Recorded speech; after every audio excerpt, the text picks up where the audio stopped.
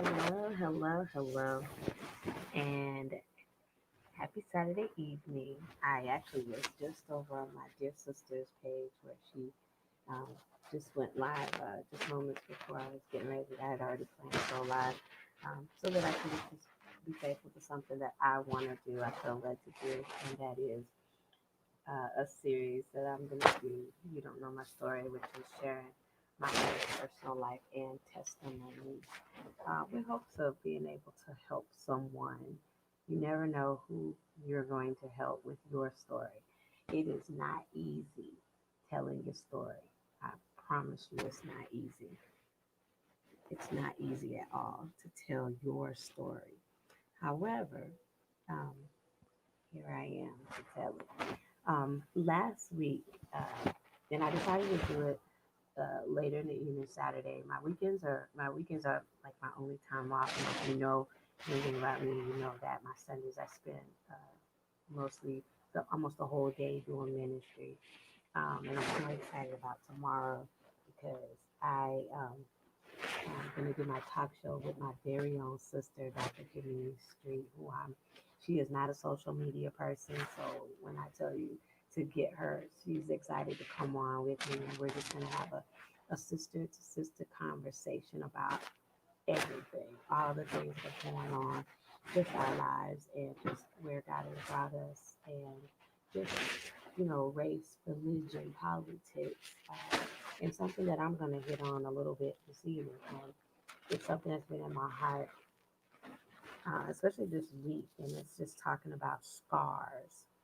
Um, I had a brief conversation about 2 weeks ago with my bishop, Bishop B.A. Huggins, and I was talking about scars, and how we view scars, how we look at scars. And the way we look at scars, um, they don't really get, a scar doesn't get a good reputation. Like, what's a scar? A scar is generally the outcome or the result of some kind of injury or some kind of interruption into the body. I know this. I have spent the last 30 years of my life in the basically in the OR for the last for 26 years. I spent in the OR doing surgery, specializing in um, OBGYN, specializing in laparoscopics. I did some of the first cases ever done. Yeah, I was a part of those cases. Robotics, bariatrics, I open hearts. I've been very blessed in my life. Thank you, Lord. The same girl who I talked about last week, whose body had been abused in a way that no kid should ever experience. Not just a little girl, but not even a little boy. No one should experience those things. But the Lord equipped me. I was talking to my good friend Donna today, and we were talking about, we briefly talked about scars. And when you'll know about a scar because if you've been through something where there's been an injury to you, there's a scar left behind. But the scar isn't as bad as you think. It doesn't look pretty, but it is a constant reminder that something happened, that something affected you, something hurt you, something cut you, something um, invaded you, right? And so um, that's where the scar comes from. Uh, but there's something about scars, though. A scar is a very strong part of the body. That healing that takes place that causes that scar, it's called the tissue is now stronger, even though it's not as pretty or not as smooth. But that connective tissue that forms after you've had an injury to your body or to your flesh, the scar that's left behind actually is the strongest part of you now. Because of the trauma that it had to go through. And I think about in my own life, the things that I had to go through. I realize now, as a 52-year-old woman, the trickery and the things the enemy really tried to do. He wanted so bad to break me, to leave me with no confidence in people, especially men. Um, he did that by taking advantage of my vulnerability as a child and robbing me of my innocence. Here's the deal: the Lord equipped me though to be able to withstand, and that is like probably one of the most bizarre things. And only through the power of God, only through the Holy Spirit can you really grab that and understand it, because it doesn't make any natural sense to say that, oh, I went through this, I experienced this, and God allowed it. But the truth is, God did allow it. And He positioned me, He strengthened me to be able to endure um, some awful things. And somebody might say, well, why are you talking about that? Why don't you just let that go? I did. That's why I can talk about it. I did let it go. And I didn't just, I let it go. It took time to understand and to accept, and then to take that and make it now a part of my story, not a story part of my story that hurts me, but a part of my story that actually builds me. And with any help from God, it's going to help build and encourage someone else. I am not the only young girl, young lady. I was not the only child that has been uh, abused in that way. But it's my story, just like you have your story and others have their story. And here's the deal: sometimes, if you are allowed to tell your story, you just might help somebody. You really just might help someone. Um, the scars. Wow. I have a scar right now on my left leg. And that scar came because uh, I was ironing and messing around with one of my cousins, and the iron fell on my leg. And when I tell you the pain from that iron, the it was so hot, and it literally took the skin off my leg where the iron hit.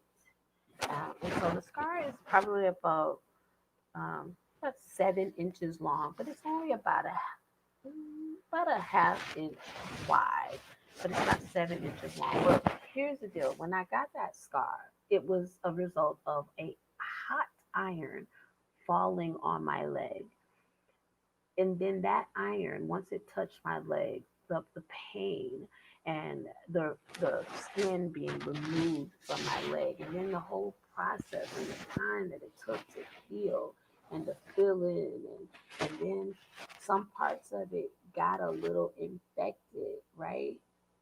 See, things like that happen in our lives. We get hurt, and even sometimes you start to heal, and then something comes along and infects that healing, begins to manipulate and halt that healing with infection. And instead of moving forward in the healing process, it'll go backwards. It's the same is like that sometimes in our life, as God is moving us towards um, dealing with those even painful situations in our life, things that we've had to experience. We start healing, and we're accepting it, and we're moving forward, and then something can interject and become like an infection, and begins to reverse the healing process. And now you have to add something else to help promote the healing, like antibiotics or things like that. The same can be that way in life. I can remember, um, prior to truly fully forgiving my abuser, um, and just so you know, um, there's more than one abuser, and but I had clumped them all into one. And sometimes we do that. We will hold people accountable for someone else's injury, impartation of injury to our lives. We will clump them all together. So for me, uh, one abuser was all of them, and not just all abusers. Then it became all men. Um, that I just was like, that's how they are. That's what they do. And there was an internal fear. Like seriously, I'm just real now. You talking to the girl who was known as the walking Bible, but I'm just being for real with you. In my mind, I was looking at you, and I don't care if you had a collar, backwards collar on, and you could preach and teach, and but in my head, what I saw them as they were they were the abuser. They were capable of that because the abuser that I experienced, or the abusers that I experienced, they they weren't like monsters. They weren't, they didn't walk around with fangs hanging out of their mouth and claws on their hands. No, they were like average people you would not have known except you were being abused by them, right? So in my mind, and sometimes that's a coping mechanism where you just, in order to cope, you just clump everyone together. Kind of like how people do with racism or sexism. You just say, all these people that are like this, all these people are the same. It's not true though, and it's not even right. It's not justifiable. It's just not right. But it is what it is. And so this was, the injury was. I experienced the injury, the hurt, the abuse, the physical abuse, the mental abuse, the spiritual abuse. Like it breaks you when you grow up as a kid not being able to trust the people who are supposed to help you, teach you, protect you, right? And so um, you get where I'm going. These are injuries that need to heal, and it took a long time because there are so many things that can interfere with the healing uh, effect. I grew up in a very religious home. So in that religious home, I was taught things. I was taught things like you are supposed to keep yourself and be chaste until marriage. Well, as I grew up and I learned, I realized like, well, that's never gonna be because of the abuse that I had already experienced from a kid, right? And so with that, so that's the abuse of that's the mental abuse, right? So I had definitely experienced physical abuse, but then the mental abuse was from something that was so innocent, like I'm being taught something that's right, but in my mind it could never be that way because I knew what had happened. And sadly, I never felt safe enough to even tell the adults around me. That includes my mother. Um, it just makes me know as a mom, like, and as parents, we should make sure our children feel safe enough to come and talk to us, that they understand that no matter what, we always have their back. We are to take care of them. Our job is to support them. So sometimes, I mean, like for me, I never felt that way. I didn't. That's the truth. And I have one of the most amazing moms ever.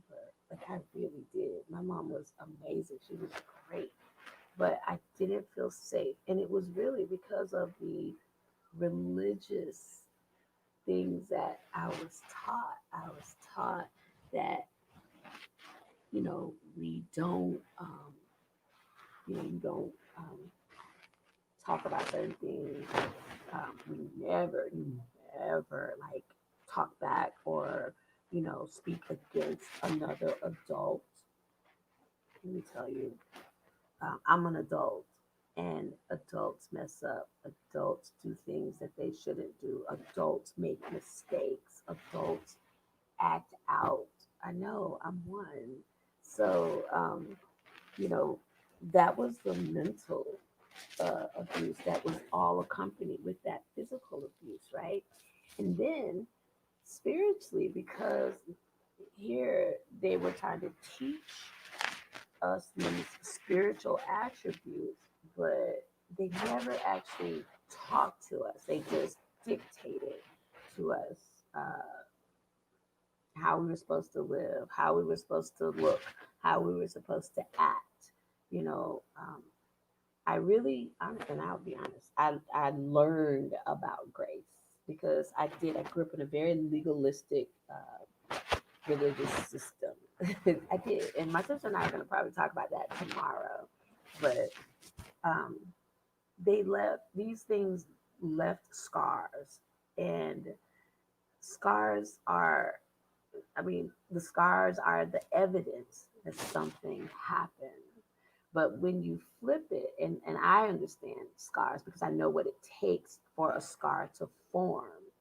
I can remember I had to have a surgical procedure done, and because of the a previous surgery, it was very. I didn't realize, or they didn't even realize that I was allergic to a certain suture, and so because of that, I was at home, and I went to stand up, and I dehissed.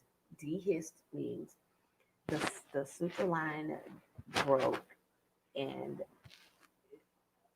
without grossing me out, like my insides were coming outside, and I can't even explain to you the pain. I can't even explain to you just. I have seen the insides of many, many bodies. Right, this is what I do this is what I did every single day for almost 30 years.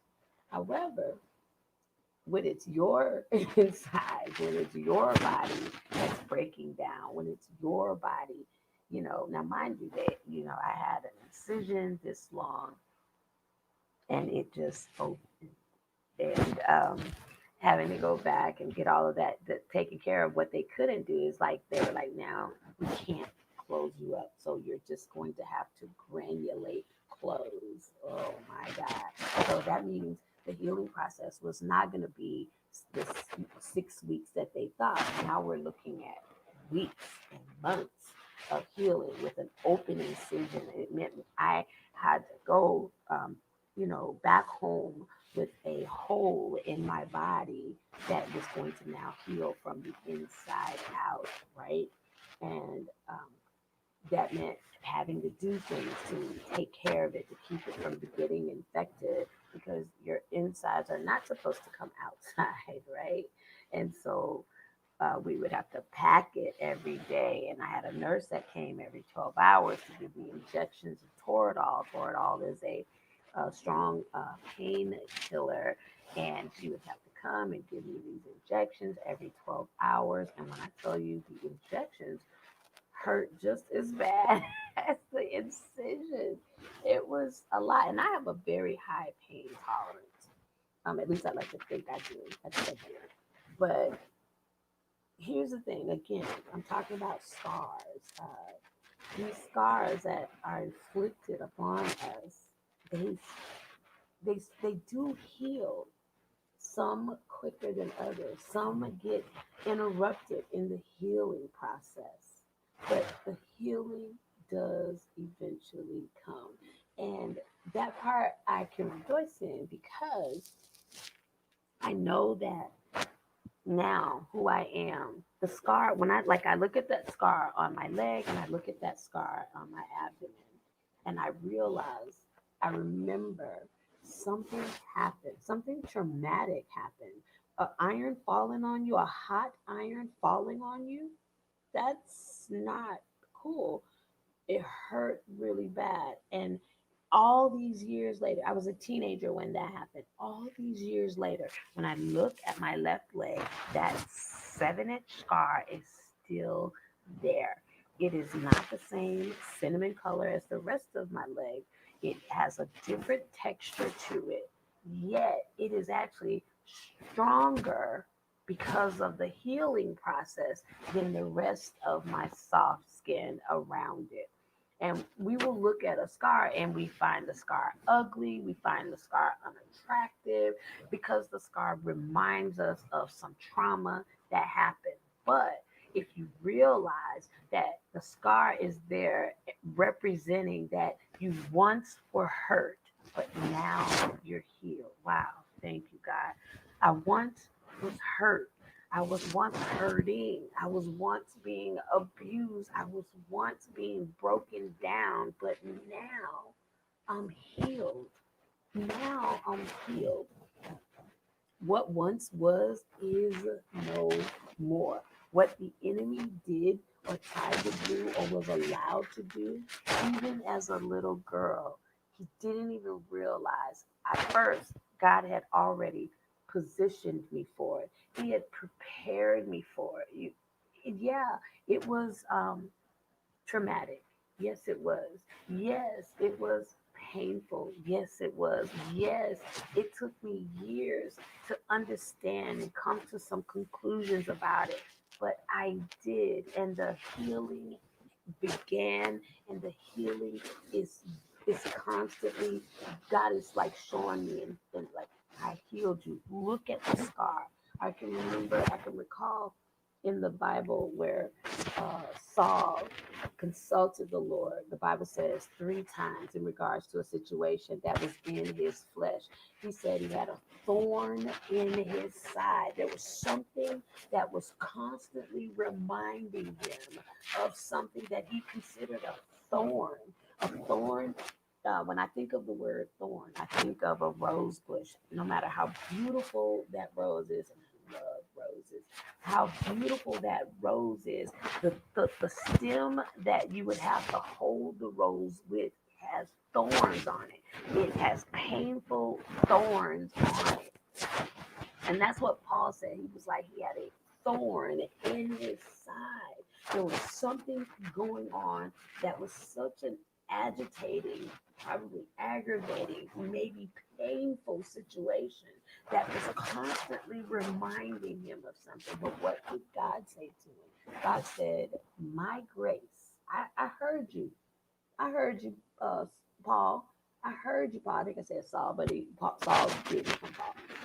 I heard you, Paul, but I heard you the first time, I heard you the second time, and I hear you the third time. But my grace, it's sufficient for you. And so I had to really like pray about that a lot and ask God, help me to understand and to receive your grace and its sufficiency. Um, I'm alive to tell the story, and that's just one story. But and the scars, yeah, they're there. The scar is there. The memory is there. What I have begun to do is I ask God to help me forget. Not to the point where I'm dumb, but to the point that I'm not affected, right? And I can tell you, there was a time that I used to not, I couldn't even talk about it. Then as I began to grow and mature, the time came where I could talk about it, but not without being so emotional and so overwhelmed because the memory would flood back to me. The scar of the abuse would rise up, and the memory of it would be so devastating to me. I couldn't even talk about it without crying. However, God is just his grace truly is sufficient. It's so sufficient that I can talk about it in the sense of I want to help someone else. I want someone else to know. And this is, I'm a woman. So I'm saying it, and I know there are other women that can relate, but I'm here to tell you I know that there are men who suffer the same. Men get abused just like girls do. Boys get abused just like girls do. They really do. And the society that we live in would have us, especially a young boy, to never say anything. And I'm here to tell you, you cannot have good healing if you cannot face or deal with the fact that the scar is there. um i I don't. I know this isn't going to be for everyone. Some people will get upset when they hear things that remind them or expose in their mind their scars. Because you know what we do with scars, especially if they're in a visible place. But we try to cover it up. We put makeup on it, or powder. We do something to try to cover it up, or we do things to mirage it so it doesn't look like what it really is. But here's the deal, I'm okay with my scars. Do I like the scar? Nah, I don't like it, but it's there. The scar that's on my left leg is there. The scar that's on my abdomen is there. It doesn't matter what I do, it's there. So I know it's there. I know why it's there. I know what happened to bring it there. And these are the scars, like the iron falling on my leg, or the incision that I had to have, and the fact that the suture broke, and then my inside decided to come out, and then the pain and the extended healing that I experienced. Um, the scar is there, but when I look at the scar now, even with all of the some of the restrictions in the skin, or the discoloration of the skin, or the raised, like some scars, they form what we call keloids, where especially on darker skinned people, uh, because our skin, darker skinned people, we're really strong people. We have good strong skin. However, um, with that, we sometimes they will keloid, or depending on the type of scar, like the scar that dehisced, it did form what's like a keloid because it had to heal from the inside out. So that meant it really worked. And those white blood cells, those cells came together to rebuild and rejuvenate and revitalize skin. No, it looks nothing like the skin that's around it. But I'll tell you this, it's stronger than the skin around it. And that's what the Holy Spirit let me know. He said, your scars are your strength. They are your reminder. The reminder, yeah, I went through something, but I came through something. I survived it. I experienced the evidence. Yes, my grace really is sufficient for you. A lot of people don't come to that sometimes. Um, and I don't have the answer to that. I know, I can just be honest. It took me seasons to go through this, to come to this. Sometimes I didn't want to. I wanted to hold on to the negative feelings about what happened to me. I wanted to, view people a certain way because of what I experienced, because I didn't understand God's sufficient grace, right? But I do get it now. I understand that His grace really is sufficient. So when I look at that scar on my left leg, when I look and I see that scar on my abdomen, I remember what I experienced, but I also now know God can bring you through anything. He did. He brought me through. He brought me through. He allowed me to heal, even when the healing was hard, when I had a setback, when the in the process of the healing, it was interrupted because the suture didn't match my body and my body rejected it. And because of its inability to be closed, what was inside was exposed. And I tell you, there's a whole message in that situation. There's a message in that situation. And so I I don't hide my scars. Now, does that mean I'm out flaunting my scars? No, but I'm not gonna hide the scar. I'm not gonna pretend that the scar isn't there. Why? Because there's a story behind the scar. You don't know my story. just like I don't know yours. But sometimes it's good to tell the story. Um, Suffering abuse, and a lot of people have suffering abuse. Um, because I was so afraid to talk about it, it put me in a position to experience abuse again. And let me tell you about a predator. A predator, see, predators pay attention. They're just like the enemy, because that's who manipulates them. They're just like Satan, and they study their opponents. They know who they're looking for. Just like a robber, a thief is looking for opportunities. He's opportunistic, as is uh, an abuser. This person is a manipulator. They may come off as nice, and I'm gonna tell you, they can be in your family, they can be in your church, they can be in your school, they can be your neighbors, they can be your mom's friends, they could be the people you call uncle or auntie. Yeah, let me tell you. Uh, yeah, but that's where like I don't want to be like I don't want to be the hurt person who hurts people. I want to be the person who's healed and helps people. Yeah, that's what I would much rather be. The healed person who helps people. Um, you don't want to be, like evil. You don't want to think evil, and you don't want to. Let me put this on my tea.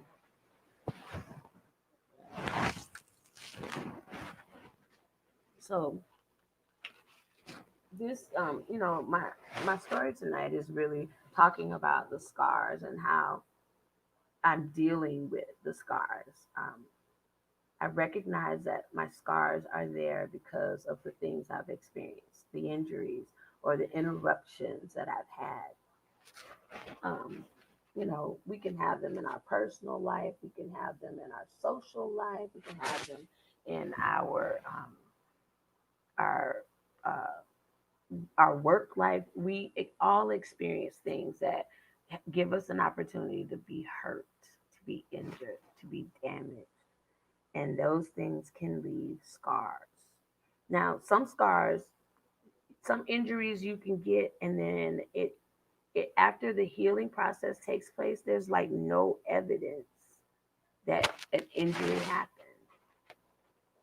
And then sometimes that scar is left, and you will always see it because you'll look and say, "Oh yeah, that's where." See, when I look at my left leg, I go, "Oh, that's when that iron fell on me when I was 14." And how bad I can remember how bad it hurt. I can remember the skin coming off, and I remember the pain. Oh my goodness! And the skin coming off, and I remember getting slightly infected on one part. I can remember the scab that finally covered it. The scab even has a purpose. Well, I tell you, the scab, when you've been exposed, when you've been hurt, and you've been exposed, that scab is like that healing or that covering of God. That scab comes over so that the things underneath it protects the top part that's been exposed while it heals underneath. And you ever had a scab, and some people start picking at the scab. I don't even understand that. Why would you pick at it? But they do, not understanding how dirty our fingers are. Now that's how you introduce bacteria to the part that's trying to heal. See how easy it is to interrupt a healing process? Let the healing take place. Let the healing happen. I can remember going through a situation, and you know, just being hurt, just being left pretty damaged and just devastated, and it really did. It took me years to get through that. No different than the abuse. The abuse took me years, really years, and there were so many layers of that scab that there were many times I would take it off, or I just ignored it, or I allowed something to interrupt that. I can remember once, rejoicing at the death of one of the abusers when I just didn't understand. I really didn't. And I celebrated. I did. I was like, like kind of like how some people are doing right now with Trump. If it is true about him having coronavirus, people are actually rejoicing in that. That's not our job. As much as I totally disagree with the way this man runs our country, my job isn't to celebrate and wish harm on him. I mean, we got to be careful. We reap in life what we sow. You got to be real careful as a believer. And see, only because I know when I can look at my own scars, I realize, listen, I've had enough interruptions. I've had enough things to come in and tap on the part that I'm trying to heal in. And I don't want that. I don't want to experience that. I want to be able to heal, and I want to heal completely. And then I want to be able to be okay if someone asks me, what's that scar from? How'd you get that scar? Or what happened? And I want to be able to say to them in a helpful, healing manner, let me tell you about my scars. Yeah. So that's my you don't know my story session tonight. Was talking about scars.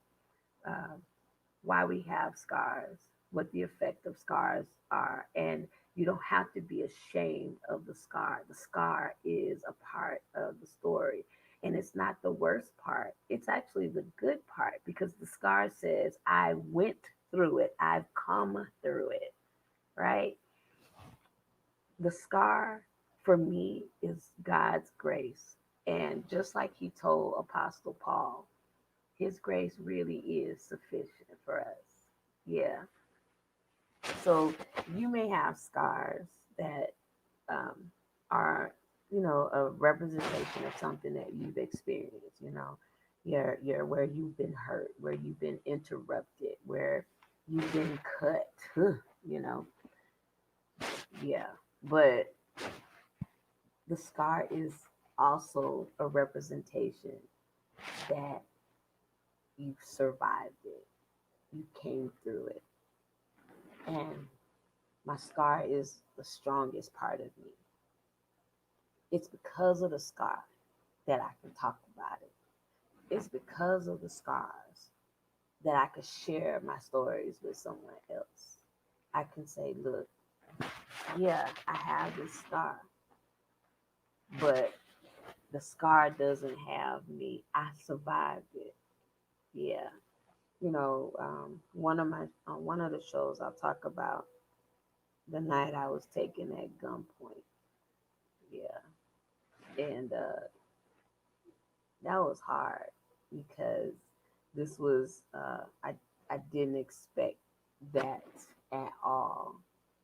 You don't expect someone to uh, take you at gunpoint, and you know that their whole thing is to not leave you living, right? So we'll talk about that too. Talk about scars, scars. But here I am, scars and all. Yeah, scars and all. So out of my new journal or my new morning and evening devotional given to me by my dear, dear friend, Miss Donna Perkins, who I enjoyed. I cannot wait to interview her. This girl, you talking about a story. She has a story and it's amazing. But I've been, ever since I got it, I've been reading my devotional. And I want to share this and then I'm going to get out of here because I got to do my hair. I'm excited about Sunday school tomorrow. Um, Sunday school lesson tomorrow is titled okay, Love and Devotion to Others. So it's a really good lesson talking about Jonathan and David. So that's going to be really, really good. I love the story of Jonathan and David, and it's love and devotion to others. So I'm looking forward to that. But Donna blessed me with a box of just amazing gifts and so thoughtful, so well thought out. So, um, so I'm going to read to you October 3rd's devotional, and then I'm gonna get my real pretty self out of here and go take this hair down so I can redo it tonight. Hopefully, maybe we'll see. I think I can. So it's titled "Worries." Y'all see. So it's titled "Worries." First Peter 5:7 says, "Give all your worries and cares to God, for He cares for you." So it says God cares for us. That helps us to know what our first response should be when we're worried or anxious. God doesn't get frustrated or annoyed when we share our fears with Him. In fact, that's exactly what He wants. Wow, I like that. He wants us to share our anxieties with Him. Anxiety comes from trying to do it on your own. Ooh, let me highlight that. I'm always ready, y'all. Anxiety comes from trying to do it on your own. Peace, however, comes from knowing that we can't, but we also don't need to. We aren't designed to do things on our own. God's plan for us includes turning to Him when we aren't sure what to do. Lord, help me to turn to you when I don't know what to do. What would our lives be like if we saw worry as a reminder to turn to God? In times of stress, it is natural to think about what you are going to do. Sometimes that fear turns to worry. What if our response instead was, oh, here's something, I could give it to God? What if that was the response? This is not only is that better for us, it's what God really wants. Casting all of our anxieties on Him because He cares for us. The thought of giving our worries to God is much simpler than figuring it out on our own or actually how to do it. It would be great if there was an easy process to gather everything that we're anxious about up in a box and just give it to God. Like most everything in our relationship with God, it is more a process than an event. Casting your anxieties on Him really means choosing to shift the weight to God. Think of every worry like a sack of stones. God wants us to let Him carry that weight as we continue in this journey. He can handle it and He wants to. His goal is to keep us going, and He asks us to trust Him to provide what we need. See, there's no reason for me to worry with God by my side. So, God, please help me to feel comfortable in trusting you with the things that I'm worried about. I thank you so much, God, for helping me to carry my weight. Thank you for wanting to help me, Father. Please help me to be quick to leave my worries with you and to trust you that you're going to take care of me. Help me to worry a make help me to make worry a trigger for me to turn to you instead of trying to figure it out on my own. So this was exciting to me. I appreciate this. I've been thinking about my scars and talking a lot about it with the Lord, and so I appreciate your time. If you have, if you're looking at your life and you see the hurts in your life, the scars that have been left behind, just be assured that the scar, yes, it's there. Yes, something inflicted on you. Yes, something hurt you. However, the scar is there to remind you that you came through it, that you survived it. My scars are a reflection of what I've come through. I'm no longer ashamed of my scars. I'm no longer afraid to deal with my scars. They're the scars, they're there. And they actually are the strongest part of me. I know that scientifically. I really do. My scars are stronger than the skin surrounding it.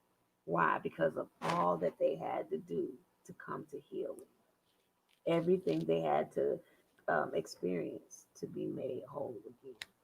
So, so that is my Saturday late night session of You Don't Know My Story. It's me, your girl, Lorenda B, or Reverend Lorenda. And I'm getting ready to get out of here and take these twists out of my hair and redo it. All right, guys, have an amazing rest of your evening. Rest well, dream in color. And if you are not in your local church on tomorrow or your online church on tomorrow, I will be live at 9 a.m. doing Sunday school, and then I will be back at 1 with my sister, Dr. Jeanean Street. I'm so excited about that. Um, and we're going to have a conversation. My mother, I promise you, would be so proud of her daughters. I'm proud of her. Um, so I'm proud of my sister. I love her so much. She's amazing. So, anyways, I'm out of here. Um, have an amazing night.